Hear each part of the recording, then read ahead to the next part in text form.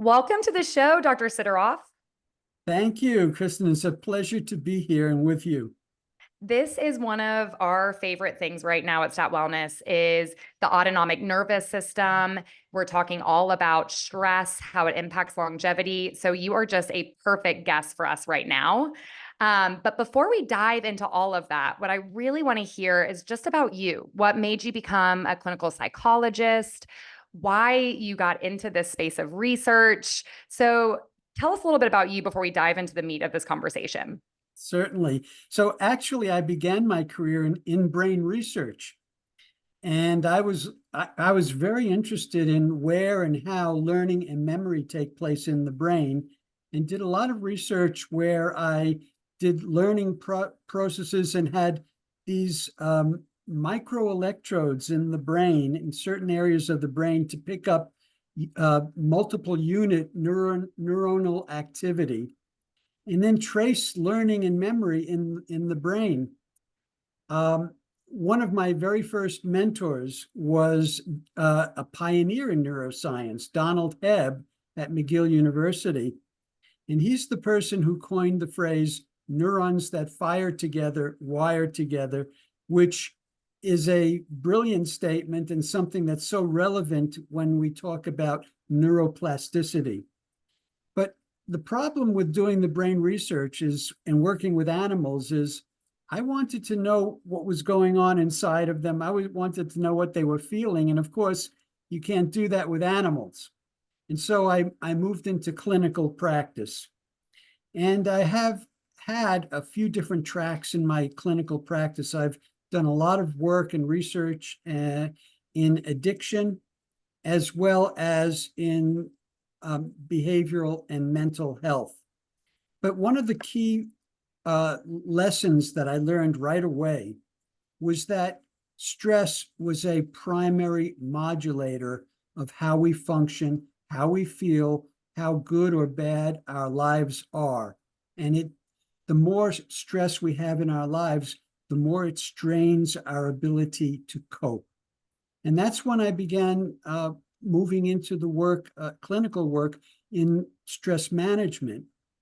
And the interesting thing that I found, I did my first stress management workshop for executives in 1980. And, and I know that this is something that people were really wanting to learn how to better handle their stress. And I give these workshops, and people would come up to me and say, Dr. Sideroff, that was fantastic. It's an eye opener. I didn't realize this or that. And I'm going to now follow some of these tools that you gave us. And then I'd followed them a couple of months later, and almost none of them were actually using any of the tools that they learned. And that's when I realized this is a little bit more complicated than we thought it is, because people have a lot of resistance. And then I began studying why we have such resistance to dealing with stress. And I came up with, shall I continue? Do you want to ask another question? Well, I do want you to continue, but I had a couple questions in that, Sure. just because I'm interested, like when you first started studying the brain, even on animals, Yes.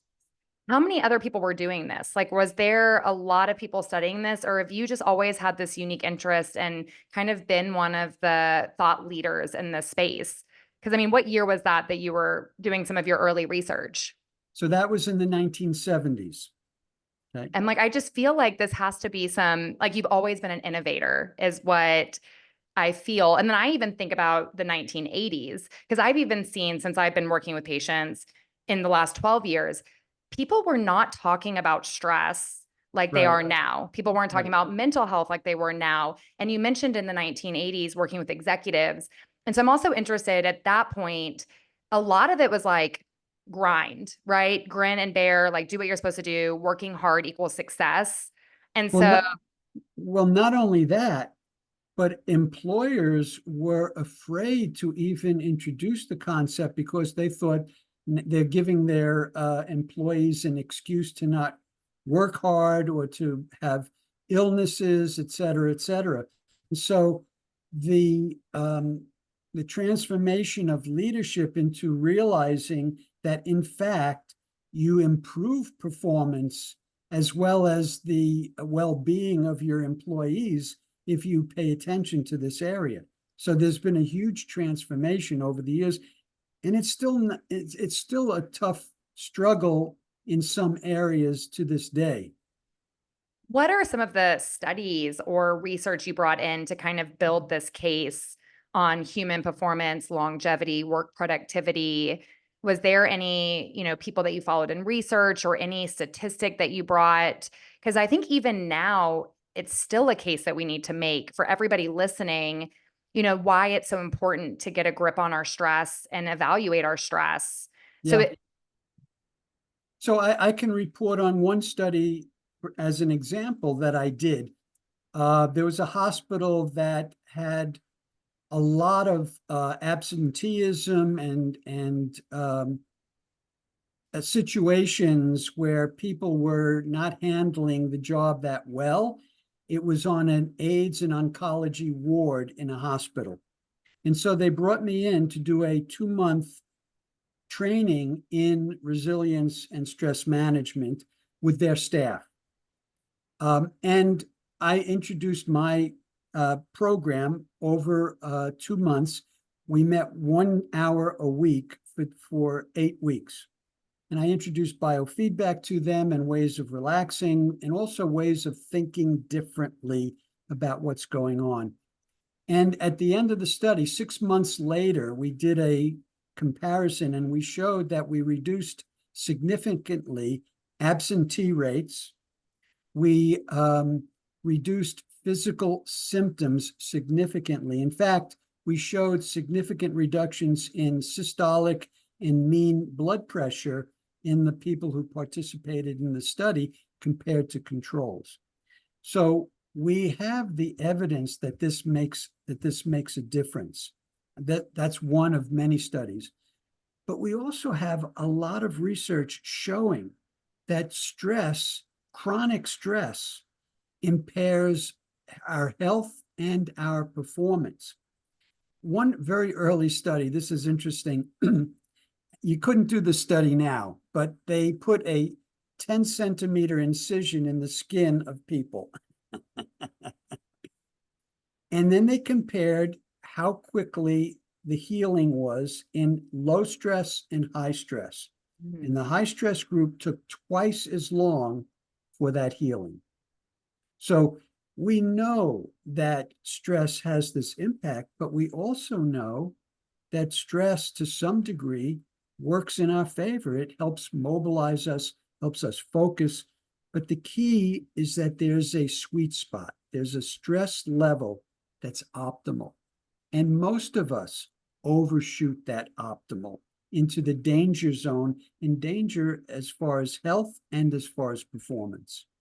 Well, and I always think about the bell curve for stress of kind of looking at where you're at in human performance. How can you talk more about how a person, one of our listeners, could evaluate if the stress they're under is a eustress or a de-stress? How do you coach people through? Because it's so subjective. And there's also people that just keep going. And so I really would love to hear more about your expertise in helping people uncover where they're at in that bell curve. Right. Well, I want people to realize to start off with that if you've not done any work on stress management or resilience, you are in the danger zone. And this is what I find across the board. And there are important reasons why this is the case. Number one, we have a evolutionary mismatch. We still have the fight or flight stress response of our hunter-gatherer ancestors. So evolution takes a long time, but look how quickly our civilization has advanced from that state. And the speed that we advance is exponentially increasing. So we keep moving further and further away from the environment that our bodies adapted to. So think about it. We mobilize our bodies for fight or running, but how many of the stresses in your day can you handle by either of those approaches? None. So not only do we build that energy to respond for every stress, every threat, every danger, but then we have to hold that energy in, which actually takes more energy. So that's the first mismatch. And if you think about your day, think about all the opportunities to trigger your stress response. You wake up and you think about what can go wrong. You have a conflict. You have an important decision to make, an important event. All of these activate that stress response. But I challenge you to think about how many situations, opportunities you have during your day for relaxing, for safety, for comfort. So that creates what we call autonomic dysregulation syndrome. Now, the other reason for the mismatch is a developmental one. So we learn how to use our stress response based on the lessons of our childhood. We adapt. Our earliest learning is survival learning. And we adapt to our little small world of our primary caregivers. And so we learn from them. And if they didn't learn properly, we don't learn properly. We don't go surveying hundreds of families as a 2-year-old, a 3-year-old. No, we believe this is what the world is. But our brains then develop their neural networks based on those lessons. And once we develop those neural networks, our adaptation to some degree freezes to those lessons. And here is where, so the answer to your question is, I guarantee that most people have pushed beyond that optimal level for all these reasons I'm mentioning, plus one significant other. And that is, if you think about all the successes you've had in your life, I guarantee that all or almost all have been associated with Stress. stress. So our brains have put these two things together. One of my mentors, Donald Hebb, neurons that fire together, wire together. So we are geared to look for, to actually encourage stress because we've paired it with success. So for all these reasons, we push ourselves beyond that optimal point in that curve into the danger zone because we think more stress is better. So stress is a useful tool, but you have to find your stress sweet spot. And that means that in your day, you want to pay attention to your responses to situations in your life and recognize when you're activating your body unnecessarily. When you worry, that's activating your body unnecessarily because worry doesn't have any real constructive result. It just activates your nervous system without any result. I love everything that you just said and see all of these things when I work with our patients because, we do one-on-one and we dig back even to their childhood. And I'm interested in if you think the childhood, their upbringing, their safety when they were young, how that influences their stress resilience as an adult. Because one thing I find is that some of my patients, I'm already meeting with them and their nervous system is so imbalanced that it's not just what they're telling me is going on right now, right? Their Yes, nervous system imbalances is a picture of their whole life up until this point. And exactly. so I want you to kind of talk about like some of the things that you've seen, because I do believe there's multiple factors that go into, we'll call it our stress bucket, right?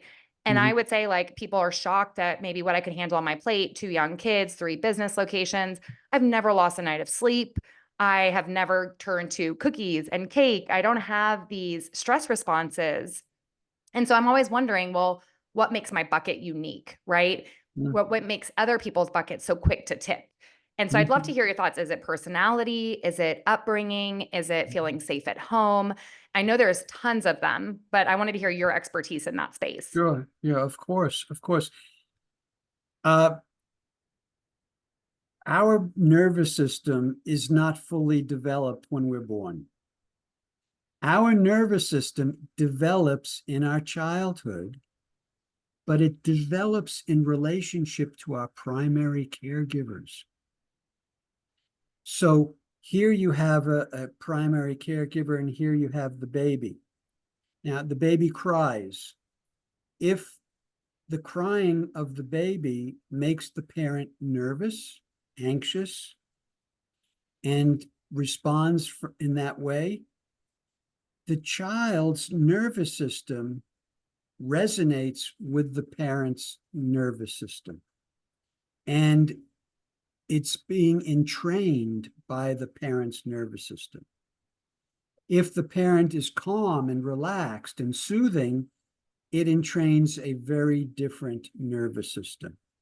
So even before we have language, our nervous system is developing in a particular way.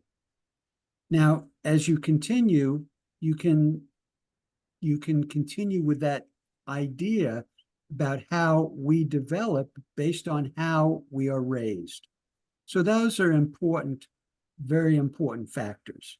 Next, you have, Sorry to interrupt you, but does yeah, the nervous system, you said it continues to develop. Is that our entire life it's continuing to develop? Or is there a point that it's, the first 5 years is the most crucial when it comes to nervous system development? the first 5 years is the most crucial, and the next 5, 10 years is the next most crucial, because that's where psychological factors come into play. So, if you're doing well, but you don't get a facial acknowledgement from your parent, could be because they're depressed or they're anxious. You don't know that. And the child assumes it's because of them. And so they, instead of being angry at the parent for not meeting the child's need of acceptance, support, care, the child turns that anger back on themselves, because it's too dangerous to be angry at who you're dependent on. But also, and this is so interesting, if we were capable as a child to say, oh, well, my father isn't loving me because he's too depressed or he's worried about work, the result of that would be hopelessness, because if they're not capable, I'm never going to get it from them. So we take an approach unconsciously, but an approach that serves us as a child by blaming ourselves. Well, maybe I need to do more. Maybe if I did it better, maybe if I were perfect, that's the direction we go in, blaming ourselves. There's something wrong with me. Again, none of this is conscious, but that's the result of not getting our needs met as a child. And so these lessons, what I refer to as our primitive Gestalt patterns, get immortalized, so to speak, in our internal voice, the voice we hear 24/7. And that voice is a voice that can tend to be critical, judgmental, negative, which does not serve us. My first pillar of resilience is our relationship with ourselves, and it's a key component of resilience. And so when I work with people, and people in your audience can start to pay attention to how they talk to themselves. And what I want to say is that's not in your DNA. That's not, you weren't born with that. You learned that language to speak to yourself. And so we also have the ability, tremendous ability of neuroplasticity. This is our gift, neuroplasticity, and it's the ability for our brains to literally re-engineer themselves based on new learning. Amazing. So what I like to tell everybody that I work with is that the optimal way to treat yourself, the optimal internal voice, the parent that you would have loved to have, you can internalize it now. It's based on coming from a place of love, compassion, acceptance, support, self-care, and I've recently added joy. So when I work with people, I have them identify their critical voice. And I guarantee all of your audience, if you're feeling upset about anything, if you're worried about anything, you can trace it back to some negative message from that voice.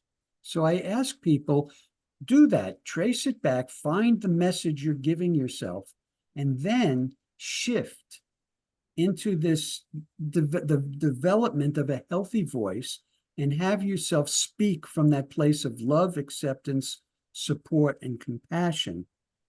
And do that every time you're giving yourself a negative message. In that way, you will literally re-engineer your brain to start treating yourself from this more loving, positive perspective. And that's a big key to resilience.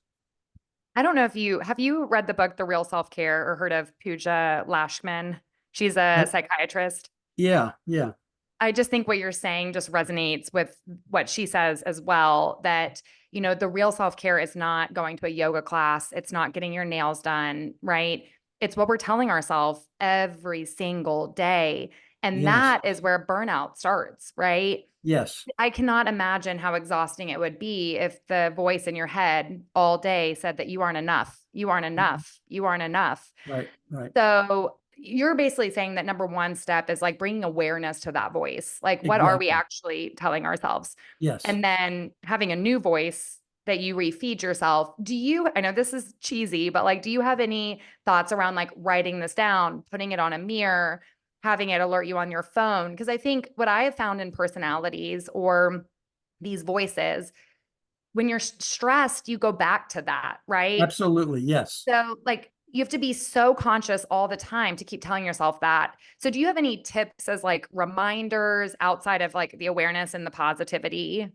Yes, definitely. So to begin with, we have to realize that those old messages are so firmly embedded because they're part of survival learning. So that has a gravitational pull. That's one of the two primary powers of the brain, is to learn something and then hold onto that tightly. But the other is what I'm talking about is neuroplasticity and our ability to change and transform. But for that to happen, we have to be persistent and consistent. We have to stay with it. It's like I use the analogy, you're coming up to this forest and there's this one path. And that one path is how the brain is laid out in your default mode network, which is designed based on the lessons of childhood. And so the typical person will start going down that path. So a problem comes up and they'll go, oh, that's going to be difficult. Part of old learning. The new one, the healthy one is, this is a great challenge. Okay. But we automatically take that path. And so I tell people, you got to pull out your machete and you have to go over here because that's never going to get you where you want to go. You have to go over here and you have to start chopping down a new path. So it's difficult, but if you stay with it, after a while, that new direction becomes easier and easier to go through. And if you stay away from the old pattern, it starts to grow weeds and trees and makes it more difficult to go there. And once there's a certain tipping point here of being consistent with the new messages, where it gets easier and easier. Now, to answer your question, anything you can do to remember and remind yourself is great. You can't overdo you can't overdo that, right?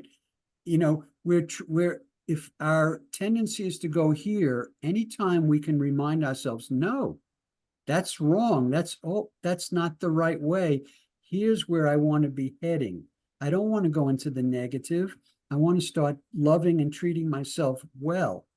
So one of the things I invite people to do is create affirmation statements. You talk about that in your work? Yeah. Yes. I think Statements hmm. written as if you've already achieved the goal, and you say them to yourself a number of times through the day. because the brain has difficulty, we call it cognitive dissonance. Mhm. So we're saying these positive messages. If we start doing the negative, we have this cognitive dissonance every time we say the affirmation statement, and it helps motivate us to go in the right direction. Is there anything, because I always like to kind of set people up for success when it comes to expectations, with that persistence and consistency, does it really greatly vary from person to person? Are you like, hey, if you are determined to change this mindset, you'll see a change in 3 months or 2 months, or is it just very, very individualized? So one of the difficulties people have is when they think about this, they think, "Oh my good, this is overwhelming. I'm going to have to do this. I'm going to have to do that. I'm going to have to do over this and here and then." And so one of the things I do in my book is I create what I refer to as the path. So rather than seeing the goal all the ways down the road, the path is laid out by following the steps along my 9 pillars of resilience. The path is basically the 9 pillars of resilience, but the path is alongside of you every moment of every day. All you have to do is follow some of the steps in my book and just take a few steps that put you on the path. And now you could say, I've been successful today because I put myself on the path and it's taking me in the right direction. And so this is a way for people to not be overwhelmed by what they need to do, but to be more directly answering your question, it varies from person to person. The more you embrace the healthy internal parent, the faster you embrace that, the faster you will make progress. The other key pillar of my model, my fifth pillar, is mental balance and mastery. And this is another key. It starts with having a growth mindset. Many people feel like, oh, I'm not able to do this, or I have this handicap, or disability, or I get distracted so easily. All of these kind of ways that we minimize ourselves. A growth mindset says whatever we notice about ourselves, we are capable of growing and improving to some degree. And that growth mindset is so important to have. You look at something that you're having difficulty with a growth mindset, you say, okay, how can I get better at this? And my fifth pillar is also having a positive mindset. And here's where we change from distress to eustress, from negative stress to positive stress. By any situation that's difficult, we take it as a challenge and opportunity to grow rather than something that we might fail at. Okay? People make mistakes. Let it be okay to make a mistake and focus on what you're learning every time you make a mistake. And so that turns distress into eustress, is having a positive attitude toward everything that you're dealing with.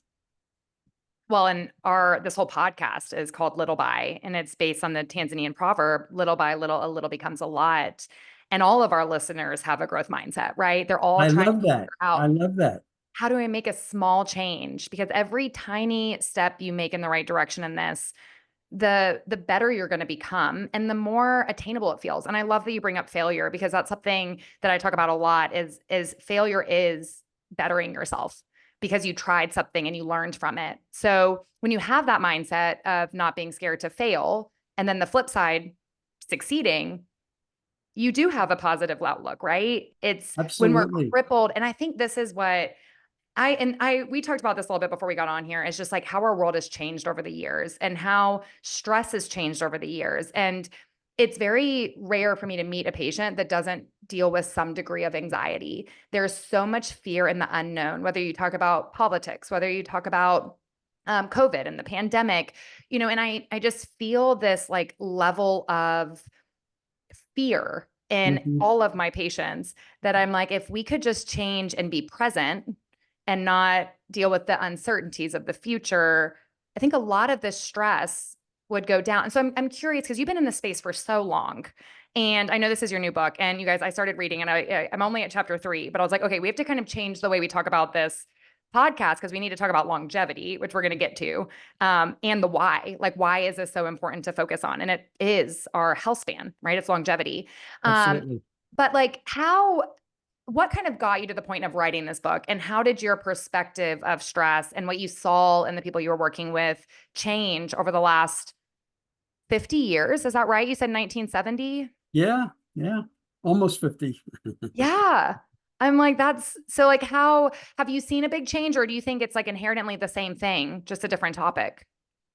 You know, as our society, as our civilization has continued to speed up, stress has speeded up. Almost like we're on this hamster treadmill of more and having to do more and more in shorter and shorter periods of time because information transforming every day of our lives. So it's almost like our bodies want to try and keep up with everything that's happening. But again, that activates our stress response, even though there's no discernible benefit from doing that. So the answer is that stress has gotten more intense. Chronic stress is become a bigger and bigger issue. In fact, it's referred to as the pandemic of the 21st century. And for the first time in recorded history, our longevity, our expected lifespan has gone down.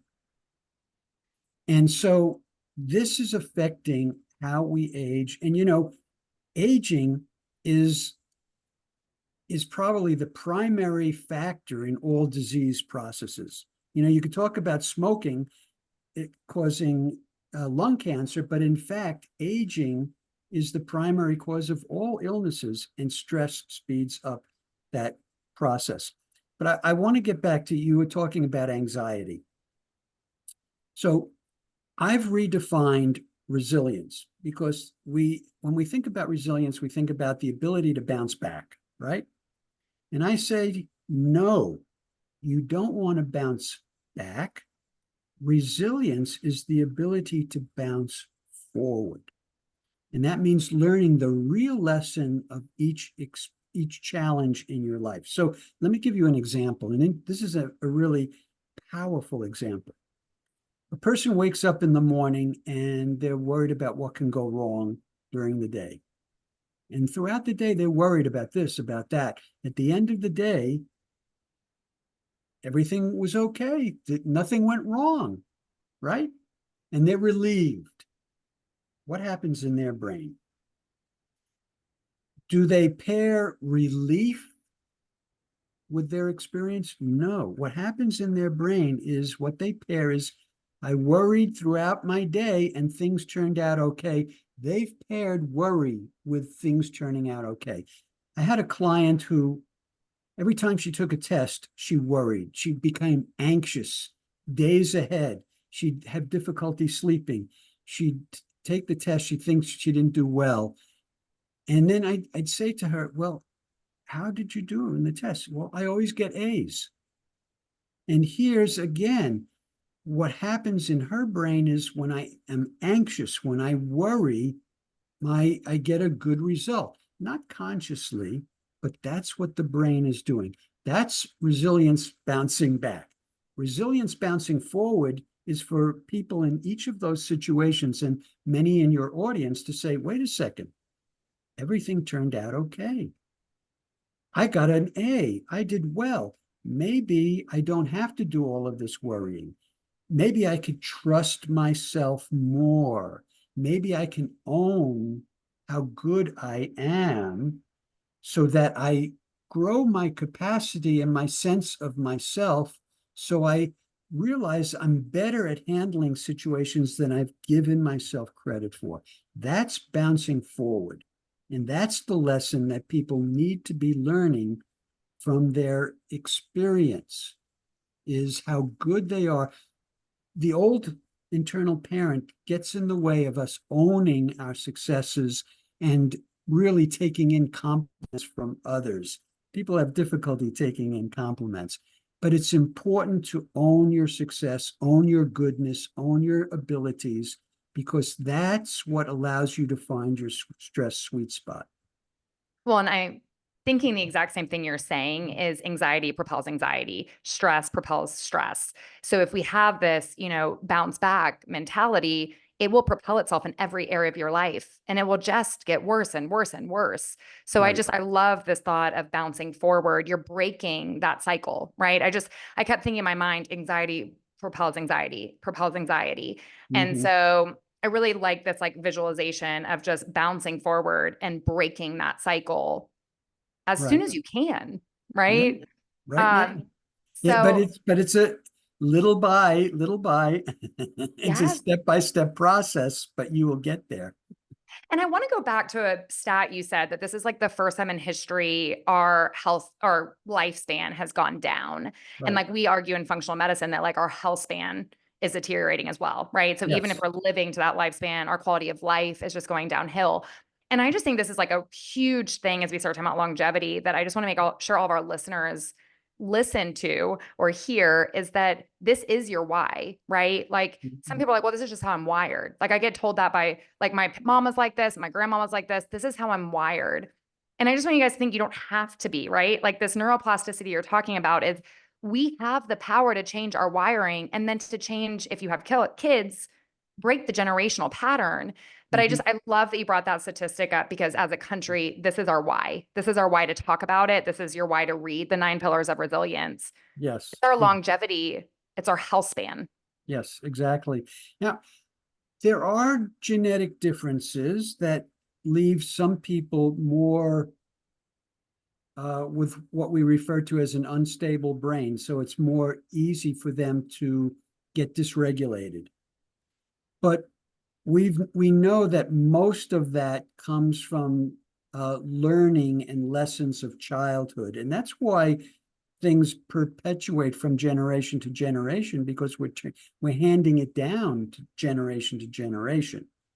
But whether it's environment or it's genetics, everybody has the capability of getting better at self-regulation. That's at the heart of it, self-regulation, learning to be in a place of balance.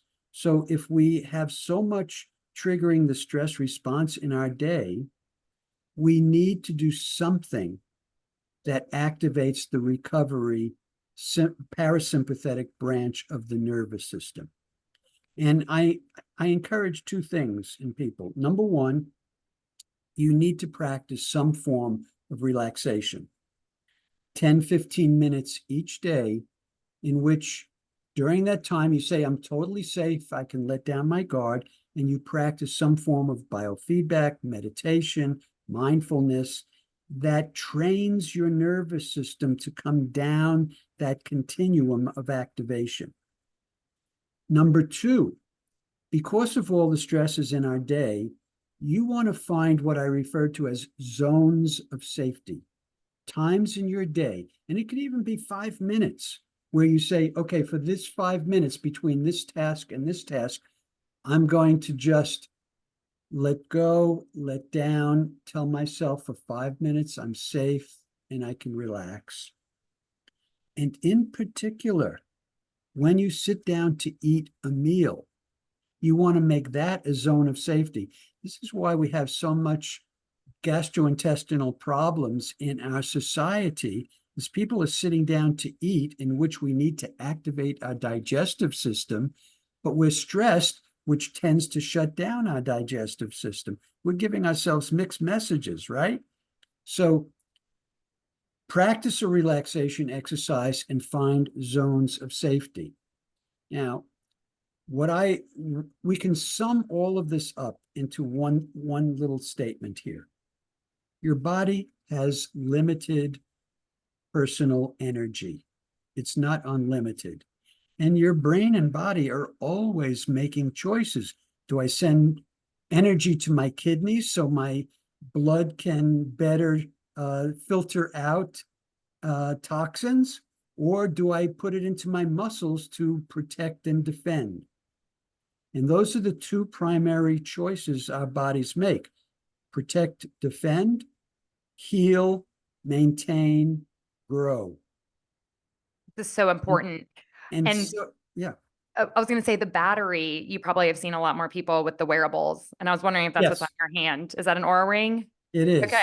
So I feel like that has created this visual that people have been able to see this battery that you're talking about. And they Yes, now make life decisions differently if they woke up with low battery. And right. so I love everything that you're talking about. Um, do you mind sharing, especially with you wearing an Aura ring and like data? Like, I'm really interested because I know everybody has stress, right? You have a book that came out, you're a clinical psychologist.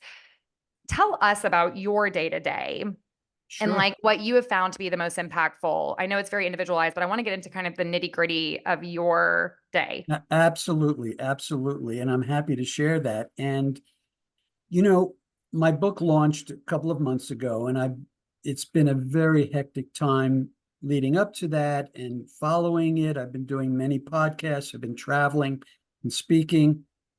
And about a month and a half ago, I noticed that my body didn't feel comfortable to me. Okay, a signal, right? And that's something important for everybody, is to pay attention to signals, okay, that tell you that you're out of balance. And that told me I was out of balance. I took my blood pressure and it was significantly elevated. And here's where we go to the growth mindset. So some people, in fact, I went to my doctor, and my doctor says, well, we'll have to pay attention to it. If it keeps going up, we'll put you on medication. And I said, I got to find a new doctor. Exactly. Because when I noticed that, I said, I'm not following my own lessons, and I have to pay more attention. And the interesting thing is, we talked about eating as a zone of safety. Right as I started to pay attention, I noticed that I was eating differently than I've done for years. I was eating too fast, and I was attacking my food. Yeah. What's going on here, right? So it highlighted to me, I've done all kinds of research on conditioning. When I was in addiction, I looked at conditioned aspects of addiction. And I've conditioned, because of that stressful period of time, my body into that stress mode. And that's true for most of us. So I went into a shift in my patterns. I started doing biofeedback every single day. So biofeedback is a way of monitoring some aspect of my physiology. And one of the fastest and easiest ways is with a photoplethysmograph that I put on my earlobe, and I pick up my heart rate pattern. And I use there are a few different processes you can do, but what it does is you feed back information about your, in this case, heart rate variability on my monitor. And there's a heart rate pattern that's optimal. And that's when you breathe in at a certain rate, and breathe out, where you bring your physiological systems into alignment. It's fascinating. And so when you breathe and you focus on positive emotions, because positive emotions create healthy rhythmic patterns, you see this pattern in which when I breathe in, my heart rate goes up, and when I breathe out, my heart rate goes down. And you get this beautiful rhythm. And physicians use heart rate variability as a key measure of health, right? And so I started doing this every single day, where I trained myself and to go into this rhythm. And I started to pay more attention. I started to make sure I was getting 7 hours of sleep a night. Sleep is the most important component to restoring balance to your nervous system. And if your sleep is off, it's something you want to pay attention to and work toward recovering. And biofeedback ways of relaxing are the first element to that process. And so this week I took my blood pressure and it was back into the normal range. So I paid more attention throughout the day. I noticed how I was feeling, how I was reacting, and I kept reminding myself, you're doing well, Steve. You're doing great. Life is great. Look outside. It's beautiful out. You can let go. You don't have to be in the stress mode. And I had to literally recondition myself out of that pattern established during that period of time where I was working so hard. But everybody is capable of doing this. But you have to set the intention and you have to have a plan for it. My book lays out that plan step by step. So did I answer your question? Can you share the brand of the biofeedback, the ear? Do you know the brand, or could you send me a link so I could put it in the show notes? I can. There are a few that are really excellent. One is made by a company called Thought Technology, and they actually have a device. It's just a little thing that fits on your finger. I have somewhere nearby that actually picks up your heart rate variability, your skin conductance, your skin temperature, and your respiration. So you could monitor all four of those measures. The other one that I use is put out by Heart Math, and that's the one that just clips onto the ear. So, and there are a few others, and I'll send you links to all of that. And does it go with an app? Like, does it guide you through it, or do you have to know how to do biofeedback? They all come with screens that guide you and information that gives you information about what you're doing. But I don't want people to get discouraged by thinking, oh, this is technology, this is going to be difficult. It's very simple to use, very simple to use. The I want learning to try curve, it. the learning I've never curve is done it. very quickly, very Yeah. fast. Yes. Well, and did you see, as one of your signals too, did you see your HRV go down during that period of time, or your sleep recovery? Like, did you have some of that objective data, or you just intuitively felt like something was imbalanced? Well, my sleep was not consistent. And, I've been looking at the data and the research, and it looks pretty clear that the best amount of sleep is 7 hours. So once I realized that my sleep was all over the place, I said, okay, Steve, it's time to focus in, pay attention, get to sleep by 11:30 and wake up around 7 in the morning. And so that's what I've been doing. And I use this to check my sleep patterns, because what else has improved is getting enough REM sleep and enough deep sleep. Deep sleep is so important. So now I'm getting about an hour of deep sleep each night. And that's where the real deep recovery takes place. We've learned about the glymphatic system in the brain that cleans up toxins in the brain, that really does its best work in deep sleep. We know about how important REM sleep is for memory consolidation. And we know that some of our important neurotransmitters, these are like serotonin, dopamine, these are what's needed for everything that goes on in our bodies. They get replenished during those deep levels of sleep. So I wanted to make sure I got enough deep sleep, that I'm sleeping 7 hours. But I also wanted to get back into regular exercise, that's another thing I had given up a lot during that period. Now I'm making sure, and the way I make sure is I put it into my schedule. And that's how we make sure to do everything. If you have difficulty finding time for the relaxation exercise, put it into your schedule. Like you would any other important meeting, right? Right. Like if your boss asks Exactly. you to meet, you should put that time for yourself at the same priority on your schedule.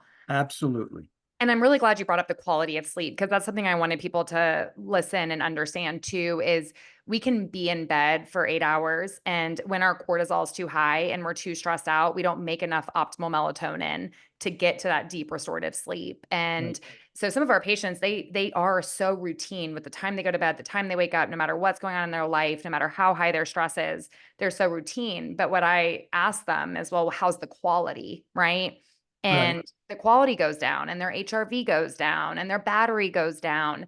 And so, I would imagine you probably became much more productive in that hectic season when you Mhm. started getting to the biofeedback every day. You started Right. reprioritizing your sleep, right?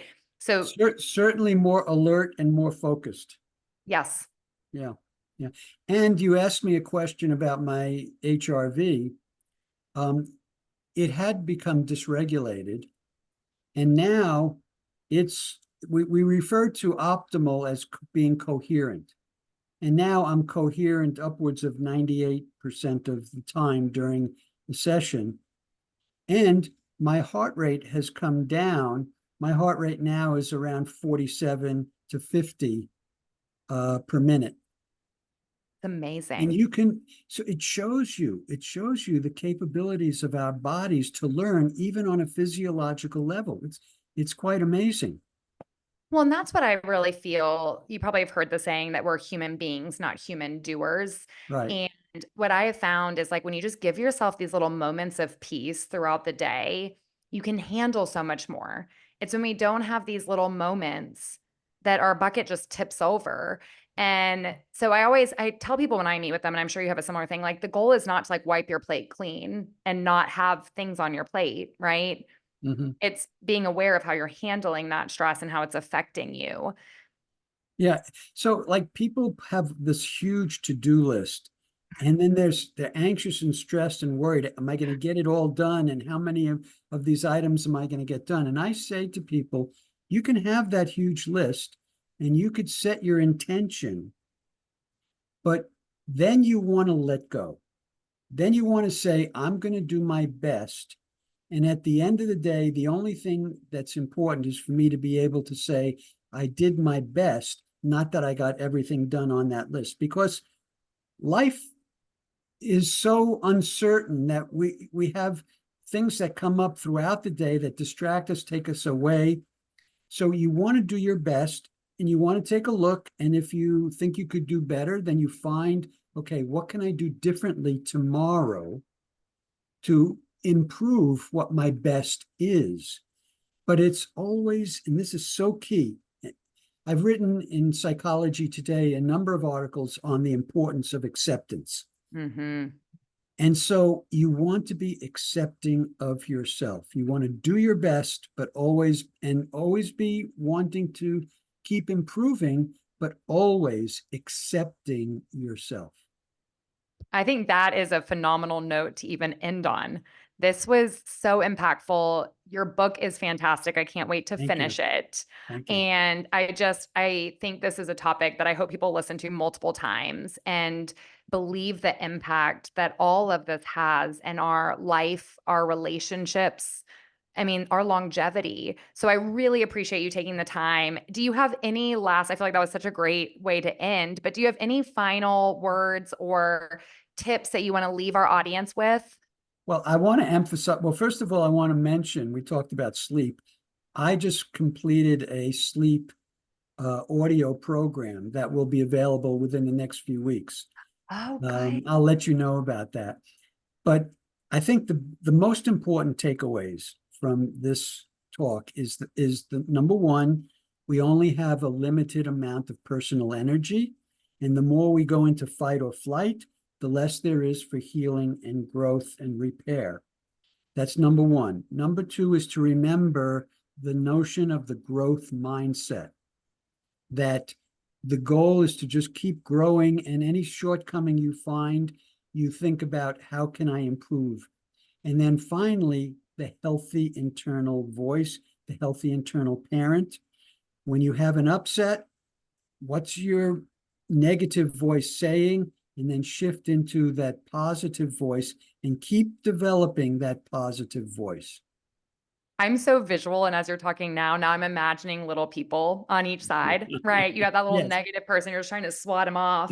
And then you got Right. this healthy parent right here. So that is such a great conclusion and bringing everything together that we talked about. This was such a wonderful episode. And I'll be sure to put your book in the show notes. And when you have that sleep program, I'm going to put that in the show notes for everybody to go back and look at. There's one more thing. I have a resilience assessment booklet, an Mm. ebook that I'm offering free to all of your audience that describes my 9 pillars. But most important, it has a questionnaire they can take, self-score, and get their personal resilience profile along my 9 pillars. So I love that because, I love objective data and functional Right. medicine. And I'm like, Right. now we're taking a subjective thing and putting a value on it. So Uh-huh. I'm going to do it. I'm going to do All it. I'll right. share it with our listeners too. Cool. But thank you so much for your time. And I look forward to sharing this information. Thank you. Great interview.